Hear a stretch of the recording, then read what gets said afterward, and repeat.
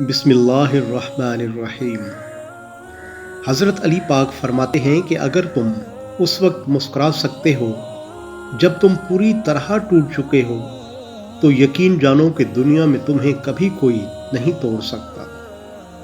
लोग समझते हैं कि बुत सिर्फ पत्थर की मूर्ति का नाम है।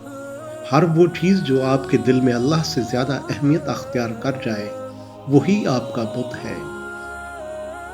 जानवर में ख्वाहिश और फरिश्ते में अकल होती है, मगर इंसान में दोनों होती हैं।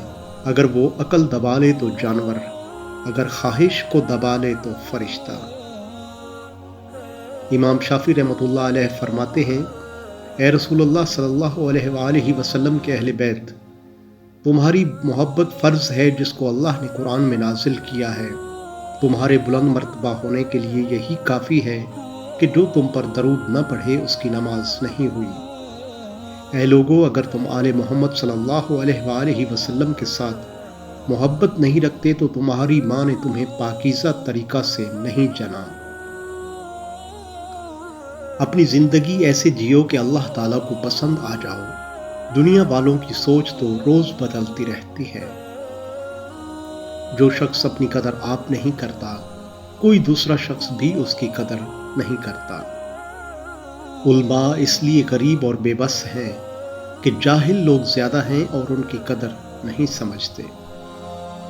अगर तुम चाहते हो कि तुम्हारी कोई भी दुआ रद्द ना हो तो अपने दिन का आगाज़ सदका देना से शुरू किया करो। इमाम अली अलैहिस्सलाम फरमाते हैं, तुम किसी बदबख्त पर एहसान करोगे तो वो तुम्हारे एहसान के बदले तुम्हें दुख पहुंचाएगा। उस शख्स को दोस्त मत बनाओ जो किसी महफिल में आपको शर्मिंदा करना चाहे वो मजाक में ही क्यों ना हो।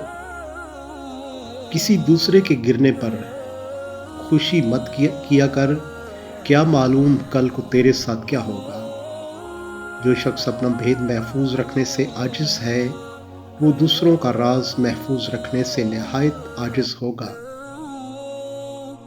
ये दुनिया कितनी ही अजीब है, ईमानदार को बेवकूफ़, बेईमान को अक्लमंद और बेहया को खूबसूरत कहती है।